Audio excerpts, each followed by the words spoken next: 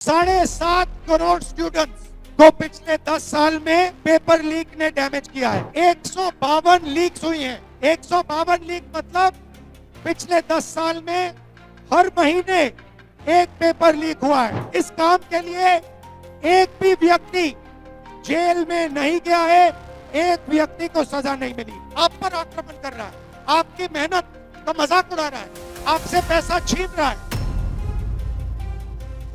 आप menu card पे चुनो कौन सा एग्जाम ले रहे हो, आईआईटी ले रहे हो, उत्तराखंड का पटवारी वाला ले रहे हो, 15 लाख रुपए ट्रांसफर करो, आपके फोन पे आपको पेपर मिल जाएगा। ये हिंदुस्तान की एजुकेशन सिस्टम की हालत है।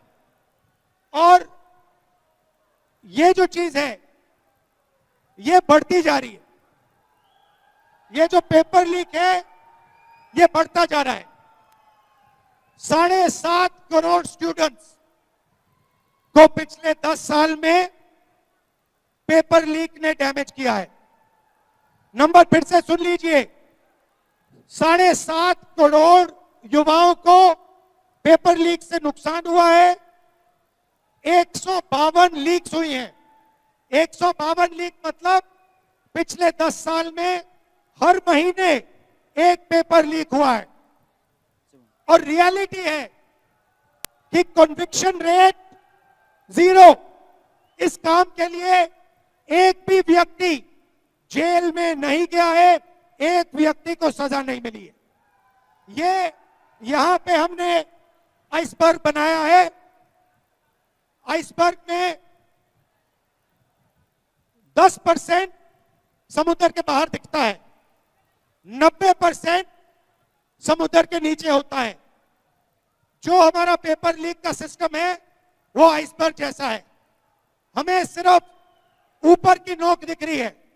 ये जो 152 नंबर है और ये 7.5 करोड़ जो स्टूडेंट्स हैं, ये सिर्फ 10% आइसबर्ग का टिप है।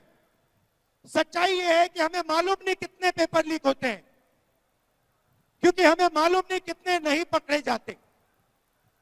और ये हिंदुस्तान के युवाओं के फ्यूचर के लिए सेंट्रल इशू है। ये आपका, आपके माता पिता का अपमान है, इंसल्ट है, आपकी मेहनत का इंसल्ट है, आपके हार्ड वर्क का इंसल्ट है। और पूरा का पूरा सिस्टम जो है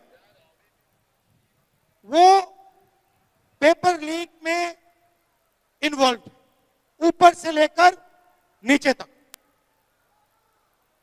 नीचे लेवल पर coaching centre, exam centre, paper setters, translators, printers, transporters में भ्रष्ट लोग, उससे ऊपर माफिया, वेंडर्स, उससे ऊपर नेशनल टेस्टिंग एजेंसी, उससे ऊपर मिनिस्ट्री में लोग, मिनिस्ट्री। ये पूरा का पूरा स्ट्रक्चर है और ये आप पर आक्रमण कर रहा है, आपकी मेहनत का मजाक उड़ा रहा है, आपसे पैसा छीन रहा है। 9 लाख रुपए हर फैमिली के जेब से छीन रहा है और फिर दूसरा रास्ता बनाकर पेपर लीक करके आप सबको ठग रहा है। दूसरी तरफ मीडिया